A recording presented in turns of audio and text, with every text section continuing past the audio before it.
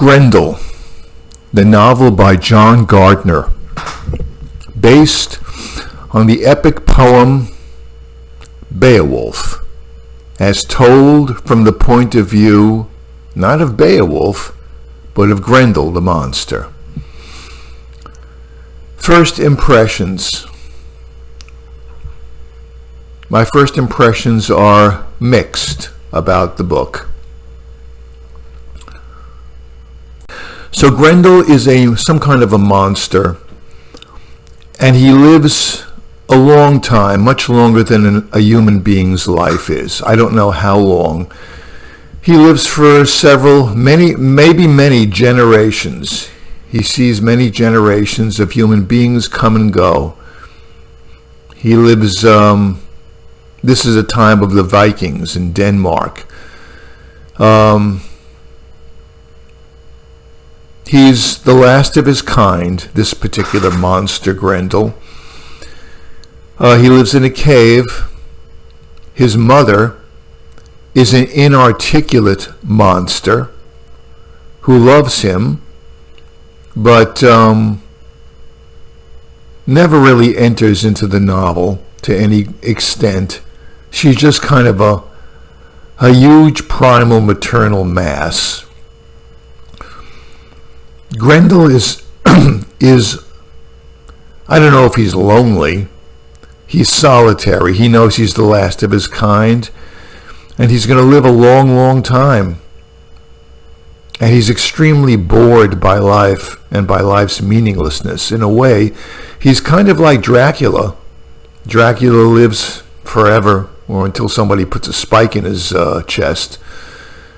And he's bored with life. He's bored with the humans that he observes. Oh, this is what he does. So Grendel lives in a cave with his mom. And in order to sort of amuse himself, because he's so bored with the meaninglessness of life, he goes down to the town where the ancient Viking king Hrothgar lives in his mead hall. And he observes the humans, basically. And from time to time, he raids them, and he kills them, and he eats them. He comes down every once in a while, grabs some soldiers, some Viking soldiers, gobbles them up. There's a lot of blood. He does this with great relish and great gusto. And this is basically... There is no real plot to the novel. It's mostly an interior monologue told through the eyes of Grendel, through the mind of Grendel. So this to me is the overweening theme of the novel. The inherent meaninglessness of life, according to Grendel, having lived for so long and being so isolated and living in such solitude. He can't talk to anyone. So he talks to us through his interior monologues. And he seems to kill the Vikings whenever he comes into the Viking town out of boredom and out of rage that life is so meaningless. He is amused by the Vikings, by the humans. He's amused at their ridiculousness. He's amused by every aspect of the humans.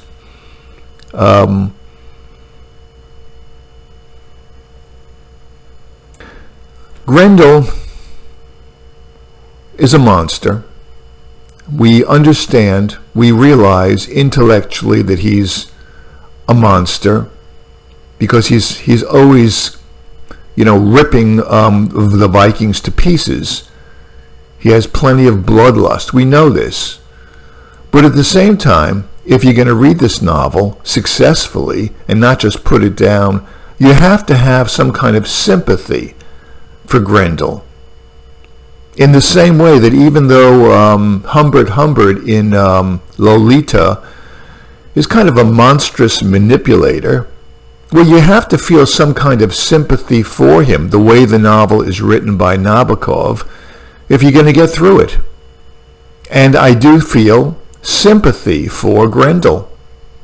I mean, Gardner writes it in such a way that you can't just say, oh, this monster is just horrible, screw him, and you don't even read it. No. Grendel, and the way that Gardner is able to make us maintain our interest in this bloodlust monster Grendel is by making Grendel actually a very sophisticated, urbane, perverse, almost artistic person. I mean, he's full of ironic detachment. He's extremely sophisticated.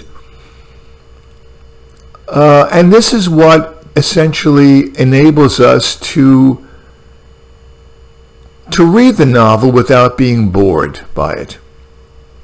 There's not really much of a plot to the novel. It's really the force of Grendel's ironic, perverse personality and his ironic, perverse, sarcastic takes on life and on the Vikings that keeps our interest. In a way, for instance, just to give you an example, there's one Viking, one young buck, that decides that he's going to kill Grendel and stop these barbaric raids of his. The man's name is Unferth. So Unferth tries to kill Grendel. Grendel is much stronger than he is. He kind of like, he can kill Unferth at any moment if he wishes to, Grendel. But he doesn't. Unferth decides to follow Grendel back to his lair, and he makes all these fine speeches about how he's going to kill Grendel and how heroic he is. And Grendel is simply amused by Unferth's complete cliched bullshit. And he spares Unferth. And whenever Grendel decides to make another murderous raid at the Vikings' meat hall and eat the Vikings and kill them and crush their bones and spatter their blood all over the hall, he purposely always spares Unferth so that Unferth can feel completely humiliated. And it's Grendel's way of rubbing in Unferth's face the fact that he is full of idealistic bullshit. This is a very artistic, perverse kind of mentality that Grendel has.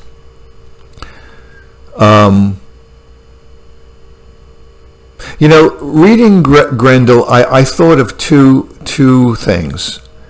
There's a movie I saw once starring Kevin Costner. It's called Mr. Brooks. Stars Kevin Costner, who portrays a serial killer. And his alter ego, his imaginary alter ego, is played by William Hurt. And I found it a wonderful movie.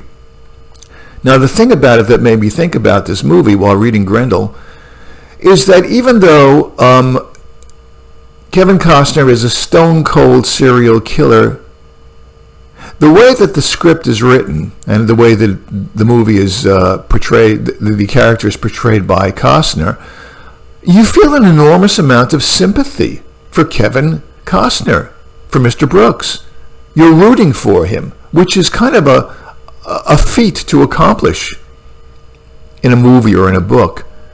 So in a way, you're kind of rooting for Grendel. Maybe not to the same extent as I felt myself rooting for Kevin Costner, but I was kind of rooting for the guy. So that's the first thing I thought of when reading Grendel. I also thought of the stories of Thomas Mann, Stories of 3 Decades, because Thomas Mann is very fond of writing stories about artists and the artistic mentality. Tonio Kruger, Tristan. These short stories I remember well from when I was even 18. I've read them several times. He writes stories about brilliant artists, very exquisitely sensitive people who are outsiders, who are lonely, solitary outsiders, and who cannot be understood by the general Philistine public. And they make brilliant observations, these artist types, about the Philistines. We find this over and over again in The Infant Prodigy, Tristan. In Tristan, the main character falls in love with a beautiful young woman at a sanatorium, and they kind of have a kind of a kinship to each other. But the woman is married to a pig, a Philistine pig. And it's very funny how the main character perceives this pig. What a difference there is between their sensibilities. So in a way, when I read Grendel, I think to myself, this is kind of the same Thomas Mann-like pattern. We have a character, Grendel, who is exquisitely sensitive, ironic, perverse. He really has an artistic personality, except for the fact that he's not an artist. He's an artist in every sense of the word, except that he doesn't actually write or paint. And true to form, what happens in the world, say, of Thomas Mann with the artistic types, the exquisitely sensitive types, and also in the world of Nietzsche? What happens to the exception to the rule, the exception to the herd? They're always destroyed in the end. They are always destroyed by the Philistines. The Philistines, the unthinking, unblinking herd, even though they are extremely uninteresting, they always survive in the end. And the exquisite exception to the rule always loses. And so this is what happens in the novel Grendel. Beowulf kills Grendel at the end of the novel. The way that Beowulf is portrayed in this version of it by Gardner, Beowulf is not actually a Philistine, an empty-headed Philistine. He's not an idealistic person like Unferth either. Very cleverly, the way that Gardner writes Beowulf's character, Beowulf is kind of a nut. He's kind of psychotic. And in a way, Gardner is saying to us, or maybe Grendel is saying to us, the only person, human being, that can actually kill me is not a normal, rational human being, because they're just stupid. They're just Philistine-like, full of empty-headed, cliched, heroic, bullshit ideas. The only person who can actually match me is a lunatic. And Beowulf comes across as a lunatic. And it's his lunacy, his insanity, which gives him the ability, the strength, maybe even the physical strength, to actually kill Beowulf. So Grendel isn't killed in this novel by goodness, by heroism. No, he's killed by a lunatic, which kind of it reinforces Grendel's grand vision that the world is completely meaningless. He's killed by a lunatic, which is kind of also meaningless. Everything is meaningless. You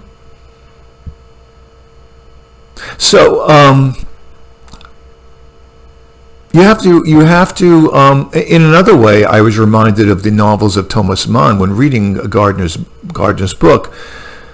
Much of Thomas Mann is plotless. Thomas Mann is all about Thomas Mann writes, it's a very, very intellectual kind of writing where there is a minimum of plot and a maximum of contemplation. It's all internal. It's all thinking and more thinking. And a lot of people are turned off to that. A lot of people want a lot of action. You're not going to get a lot of action in Grendel, just like you don't in a lot of Thomas Mann. You just don't. So in that sense, there's very, very little plot. It's all about Grendel's character and his take on the meaninglessness of life. So this kind of book is definitely not for everyone. I personally don't think that this kind of plotless novel writing is quite as good as Thomas Mann's. I find Thomas Mann much more engaging than I do Grendel, although Grendel was well written. It was kind of spotty. It was hard to understand a couple of these sections of Grendel, but for the most part it's basically just him in between his raids on the Vikings, killing them and musing about it and being amused by it. That's kind of it. Beowulf, who kills him, doesn't really make his appearance in the novel until the very, very end of it. And so when Beowulf is actually killed, actually kills Grendel, there's not much leading up to it.